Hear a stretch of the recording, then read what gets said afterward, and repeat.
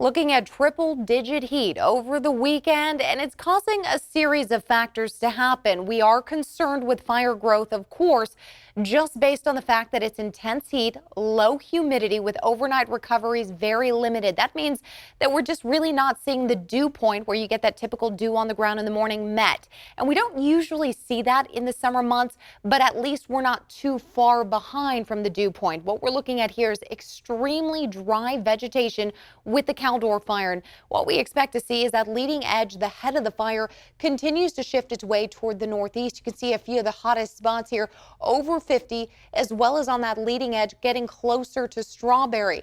Now, there are mandatory evacuations in place here. And of course, you can see South Lake Tahoe isn't too far away. And we're also looking at Sierra Tahoe zones there in Kirkwood also getting closer to that fire. So not good news. But for the weekend, the only good news that we have is that we're not seeing a red flag warning in place for this area.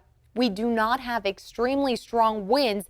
The only driving factor here is going to be up canyon winds. And I want to relate this kind of to where you hold a match. When we have a match and you light the match and you hold it up, you see it burning. It kind of starts burning slowly. But as soon as you take that match and you turn it upside down, you notice the flame just starts burning at a much rapid pace there, going up toward your hand much quicker.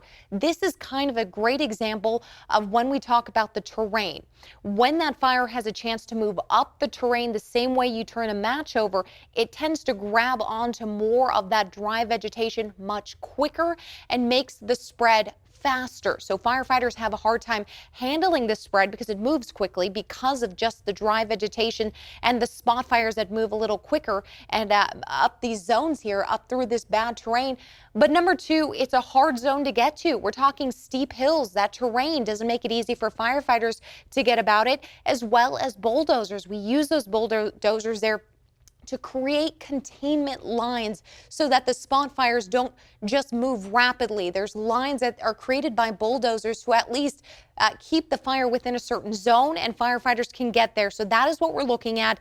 And when we move through this weekend, the hot temperatures are going to play a huge part, as well as that humidity not recovering overnight, but at least the winds will be limited, at least briefly, through the next 48 hours. And you can see a lot of the spot fires still on the leading edges here, not good. Areas even around Somerset, they're still seeing a little bit of an orange spot.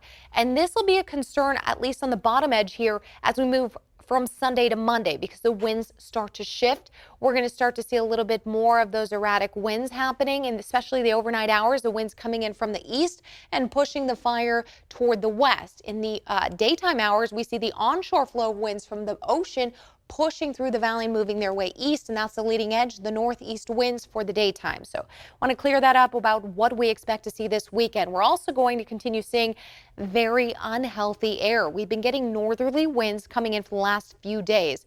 That's been pushing in Dixie fire smoke as well as Caldor fire smoke into the valley spots. And that's just been sitting over us. We haven't gotten much wind for us, even a nice delta breeze really, to at least disperse those pollutants. Now the hot weekend temperatures are still in the triple digits, and again, doesn't help us out. It just makes it hot. It makes everything muggy, and all that valley smoke just sits overhead. The onshore winds will return, but it won't be until Sunday evening.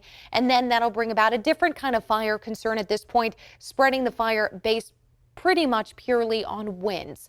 So here's what we look at as of Saturday morning. You can see that a lot of these zones here around Tahoe and Sacramento look very similar. We're talking about very unhealthy to hazardous air quality just accumulating in a lot of the valley spots and the foothill spots. The closer you get to the ocean, we're not even looking at yellows or greens. We're still at unhealthy air quality in red.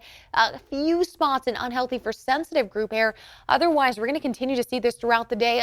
Small fluctuations back and forth, but otherwise do expect very unhealthy air to hazardous air quality in the valley. And you can see that we're going to start to see that shift happening. Take a look as we move into the evening hours. A small shift does occur, but it's still, for the most part, red. Then we get to this is Sunday, and we get much better air quality in yellow-green shades here.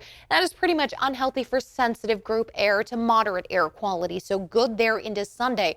But take a look here around the fire. Number one, they're still dealing with a lot of bad air quality just based on the fact that that's where the fire is. But look at the shift in winds. It shifts it toward the northeast. That is the direction we expect the fire to continue shifting. And again, this doesn't happen until we get to Sunday night and into Monday. Through these overnight hours, though, this is where we'll get a little bit more of a shift pushing right back into the valley overnight, which could lead at least the bottom half of that fire pushing toward the west.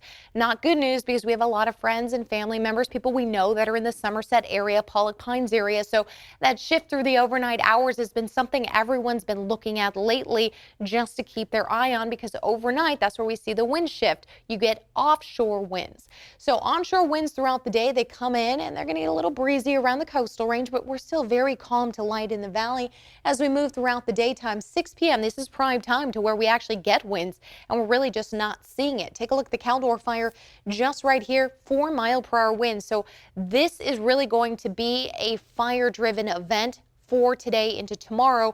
And then finally looking at the wind-driven event for the fire, really pushing into Monday and for the week, as we'll start to get a little bit breezier. 7-mile-per-hour winds will increase to anywhere from 10-mile-per-hour winds into the week. So that's what kind of where we're settled at for the day ahead. And then finally we get a little bit of relief as we move through the week with mid-80s. The jet stream dips overhead. We hope to get more containment on that fire through the week with some of those winds at least moderate. And then we expect to see those temperatures dropping into the mid-80s.